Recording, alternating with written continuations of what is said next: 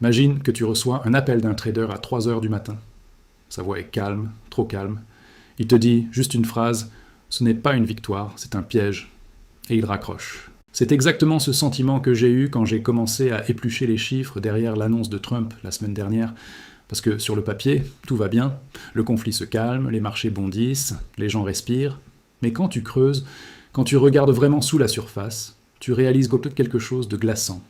La vraie bataille ne s'est pas jouée dans le détroit d'Ormuz. Elle se joue en ce moment même sur les marchés obligataires, dans les fonds souverains du Golfe et dans les couloirs du Trésor américain.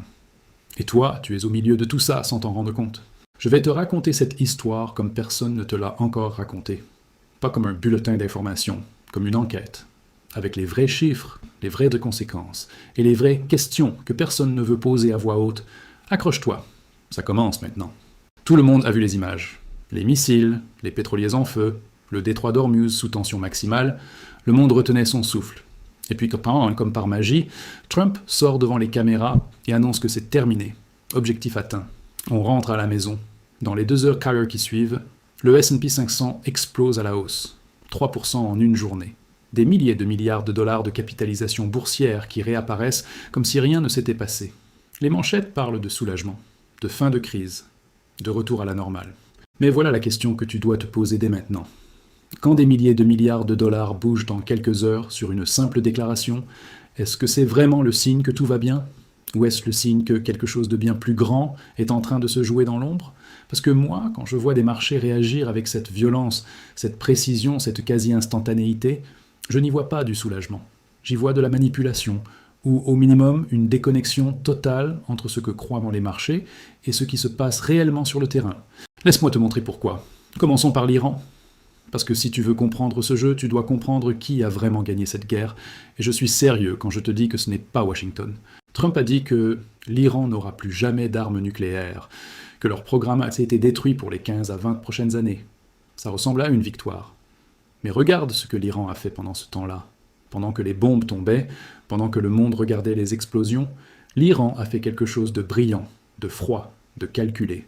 Il a transformé le détroit d'Ormuz en poste de péage. 2 millions de dollars par navire pour passer, par navire, chaque jour. Tu te rends compte de ce que ça représente ? Ce couloir d'eau entre l'Iran et la péninsule arabique, c'est le point de passage obligatoire pour 20% du pétrole mondial. 20%. Et maintenant, l'Iran fait payer l'entrée. Ce n'est pas une défaite, c'est une rente. C'est une taxe permanente sur l'économie mondiale déguisée en conflit armé. Et qu'est-ce que Trump répond à ça ? Il dit qu'il frapperait des ponts si l'Iran ne vient pas négocier. Mais le ministre des Affaires étrangères iranien a été d'une clarté absolue.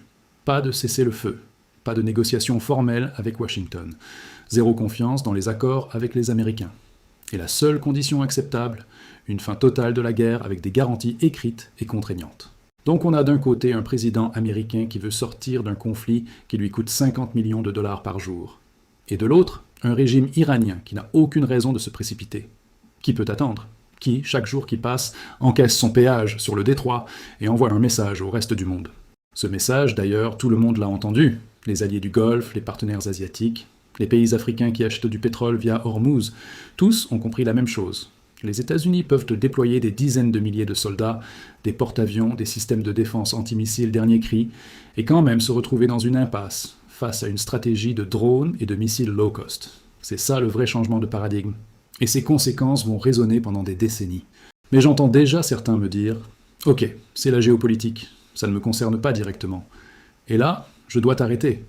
Parce que ce qui va suivre, ça te concerne toi, directement, dans ta vie quotidienne. Tu fais le plein d'essence. Tu penses quoi en ce moment ? Probablement au prix affiché. Et ce prix, il a augmenté de 30% en moins d'un mois aux États-Unis. 30%. Le gallon d'essence a dépassé 4 $. Le diesel est monté au-dessus de 5,50 $. Pour un chauffeur de camion qui fait des milliers de kilomètres par semaine, c'est une catastrophe financière immédiate. Pour une famille qui habite loin de son lieu de travail, c'est des centaines d'euros ou de dollars de plus chaque mois. Et pour les entreprises même de livraison, les agriculteurs, les artisans, c'est une hausse de coûts qu'ils vont répercuter sur le prix des produits que tu achètes. C'est le mécanisme que les économistes appellent l'inflation importée par l'énergie. Et une fois qu'il se déclenche, il est très difficile à stopper. Parce que les entreprises n'absorbent les hausses qu'un temps. Ensuite, elles transfèrent la douleur sur le consommateur final. Et le consommateur final, c'est toi. Tu veux savoir ce qui m'inquiète vraiment là-dedans? C'est que les données d'inflation qu'on va voir dans les prochaines semaines ne reflètent pas encore tout ça. Les chiffres de mars, d'avril, de mai vont arriver progressivement. Et à chaque publication, le tableau va sembler un peu plus sombre. Les investisseurs qui ont fêté le rebond des marchés cette semaine vont commencer à se poser des questions. Et les questions vont devenir du doute. Et le doute peut très vite devenir de la panique. Parce que la Réserve fédérale américaine se retrouve dans la pire position possible. Elle ne peut ni baisser les taux pour relancer une économie qui ralentit, ni les monter pour combattre l'inflation sans précipiter une récession. C'est ce qu'on appelle la stagflation, le pire des deux mondes. Et les économistes qui s'y connaissent te diront que c'est le scénario le plus difficile à gérer pour une banque centrale. Mais attends, je t'ai gardé le meilleur pour la fin, ou plutôt le pire. Parce que ce que je viens de décrire, c'est encore la surface de la situation. La vraie bombe, elle est ailleurs. Elle est dans quelque chose dont on ne parle presque jamais en dehors des cercles financiers très fermés. Les fonds souverains du Golfe. Voilà ce qu'il faut que tu comprennes. L'Arabie Saoudite, les Émirats Arabes Unis, le Qatar, le Koweït. Ces pays ne sont pas juste des producteurs de pétrole. Ce sont des architectes discrets du système financier mondial. Depuis des décennies, ils font quelque chose de très précis. Ils vendent leur pétrole en dollars. Et avec ces dollars, ils achètent de la dette américaine. Des bons du Trésor. Ils investissent dans les marchés financiers américains. Ils recyclent leurs pétrodollars dans le système qui les a créés. Le résultat, ces pays détiennent collectivement l'équivalent de 6 000 milliards de dollars d'actifs. 6 000 milliards.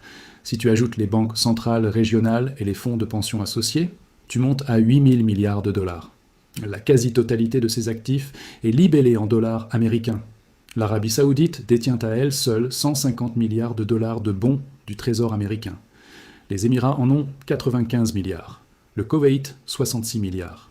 Et ces pays, en 2025, ont acheté 47 milliards de dollars supplémentaires de dette américaine. 47 milliards de dollars en une seule année. Ce n'est pas de la charité, c'est un équilibre, un pacte implicite.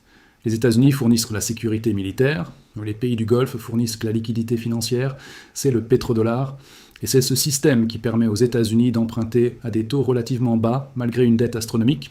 Maintenant, pose-toi cette question simple.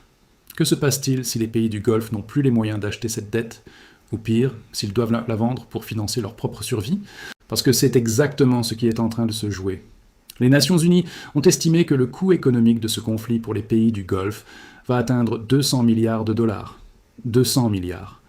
Leur PIB va se contracter de 5 à 8,5%. C'est une récession d'une brutalité comparable à ce qu'a vécu l'Europe en 2008. Secteur par secteur, c'est la catastrophe. Le tourisme à Dubaï s'est effondré. Des hôtels vides, des rues désertes, des centres commerciaux sans un client.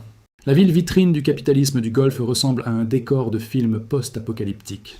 Les exportations de pétrole et de gaz ont chuté de 60%. 60%. Les revenus journaliers des pays producteurs ont baissé de près de 2 milliards de dollars par jour. Le Qatar, qui possède l'une des plus grandes installations de gaz naturel liquéfié au monde, fait face à des dommages qui prendront des années à réparer. Des années. Et maintenant, imagine que ces pays épuisés, saignés économiquement, se retrouvent avec une facture supplémentaire. Parce que Trump a dit quelque chose de remarquable. Il a dit vouloir que les pays du Golfe perdent la grande majorité du coût de cette guerre. Ses propres mots, ses propres conseillers, ont confirmé que c'est sérieusement envisagé. Est-ce que c'est de l'argent versé à l'Iran comme réparation? Est-ce une sorte de protection rétroactive payée à Washington? Personne ne le sait exactement. Mais voilà l'ironie absolue de la situation. En demandant aux pays du Golfe de payer, Trump risque de pousser à la faillite les seuls acheteurs qui lui restent pour financer la dette américaine. C'est littéralement scier la branche sur laquelle tu es assis. Et cette branche, elle doit porter quelque chose d'énorme cette année. Les États-Unis ont 10 000 milliards de dollars de dette à refinancer en 2025. 10 000 milliards en une seule année. Pour que ça fonctionne, il faut trouver des acheteurs confiants, des acheteurs solvables, des acheteurs qui croient encore au dollar comme valeur refuge. La Chine vend déjà ses bons du Trésor américain depuis des mois. La Russie a arrêté d'en acheter depuis longtemps. Et les BRICS, dans leur ensemble, réduisent progressivement leur exposition au dollar. Et si les pays du Golfe, les derniers de grands fidèles du système, commencent à vendre, eux aussi, pour financer leur reconstruction, alors qui achète? À quel taux? Et qu'est-ce qui arrive quand personne ne veut plus de ta dette à un prix raisonnable? Je te laisse réfléchir à ça une seconde. Parce que la réponse est simple et terrifiante. Les taux d'intérêt américains montent. Le coût de la dette explose, et une économie déjà fragilisée par l'inflation et la guerre se retrouve à payer des intérêts insoutenables sur une dette incontrôlable. Il n'y a pas de filet de sécurité à ce stade. Il n'y a pas de banque centrale mondiale qui peut intervenir. Il y a juste la réalité froide des chiffres. Oxford Economics a déjà révisé ses prévisions de croissance pour la région du Golfe à la baisse de 4,6 points de pourcentage. Et une récession dans cette région ne reste pas dans cette région. Elle voyage. Elle contamine les flux commerciaux, les marchés financiers, les chaînes d'approvisionnement mondiales. Elle arrive chez toi sous forme de prix plus élevés, de taux d'intérêt plus hauts, de croissance plus faible. Tu commences à voir le tableau complet maintenant? Parce que je veux te poser une question directe. Est-ce que tu penses que les marchés financiers qui ont bondi de manière spectaculaire cette semaine ont intégré tout ça dans leur valorisation? Est-ce qu'ils ont vraiment pris le risque d'une rupture du système pétrodollar? Le risque d'une stagflation prolongée? Le risque que Trump change à nouveau de position du jour au lendemain? Je ne pense pas. Et c'est là que réside le danger. Parce que quand les marchés ignorent les risques réels, quand ils préfèrent la bonne nouvelle à la vérité complexe, ils se rendent vulnérables à un réveil brutal. Et les réveils brutaux sur les marchés financiers, dans un contexte de dette record et de tensions géopolitiques persistantes, ça ne ressemble pas à des corrections, ça ressemble à des crises. Et les crises, elles ne préviennent pas. Elles arrivent exactement au moment où tout le monde est convaincu qu'elles ne peuvent pas arriver. Alors voilà où on en est vraiment. Pas dans l'après-guerre, pas dans la reconstruction.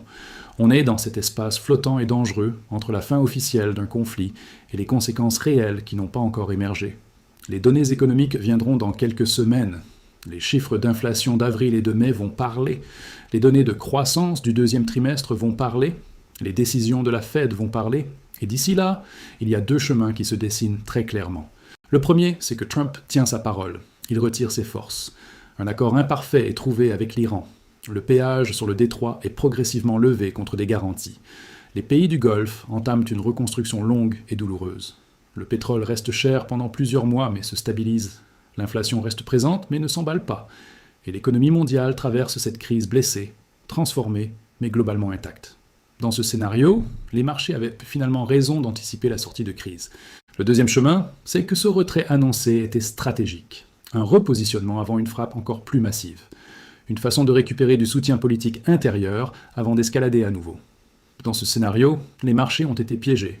Les fonds souverains du Golfe commencent à vendre leurs actifs dollars en masse. Les taux américains s'envolent, la Fed est paralysée. Et le monde entre dans une récession simultanée dont personne ne maîtrise la durée. Lequel de ces deux chemins on va prendre? Personne ne le sait. Pas les économistes, pas les analystes, probablement pas Trump lui-même. Et c'est précisément ça qui devrait te garder vigilant. Parce que, dans l'incertitude, les seules personnes qui gagnent sont celles qui ont compris les enjeux avant les autres, celles qui ne se laissent pas bercer par un rebond d'une journée, celles qui lisent sous la surface. Alors, je te pose ces deux questions pour clore cette analyse, et j'aimerais vraiment savoir ce que tu en penses. Est-ce que tu crois que les pays du Golfe vont réellement plonger en récession dans les prochains mois? Et si oui, est-ce que tu penses que ça va finir par faire exploser les taux d'intérêt américains, d'une façon qui échappe à tout contrôle? Écris ta réponse dans les commentaires, je les lis tous. Et les meilleures analyses, je les mets en avant. Si cette vidéo t'a aidé à voir cette situation sous un angle que tu n'avais pas encore envisagé, si elle t'a appris quelque chose que tu ne savais pas il y a 20 minutes, alors fais une chose simple, like cette vidéo. Pas pour l'algorithme, pour dire à d'autres personnes que ce contenu mérite d'être vu. Partage-la avec quelqu'un qui suit les marchés, qui s'intéresse à l'économie, qui veut comprendre ce monde de plus en plus imprévisible. Et si tu veux être là pour les prochaines analyses, parce que les semaines qui viennent vont être décisives, abonne-toi maintenant et active la cloche. L'information, c'est ce qui sépare ceux qui subissent les crises de ceux qui les anticipent. Prends soin de toi. À très vite. Si cette analyse t'a ouvert les yeux sur ce que les médias mainstream ne te disent pas, like cette vidéo maintenant, partage-la autour de toi et dis-moi dans les commentaires. Tu penses qu'on va vers le scénario 1 ou le scénario 2? Abonne-toi pour ne pas rater la suite, parce que les prochaines semaines vont tout révéler.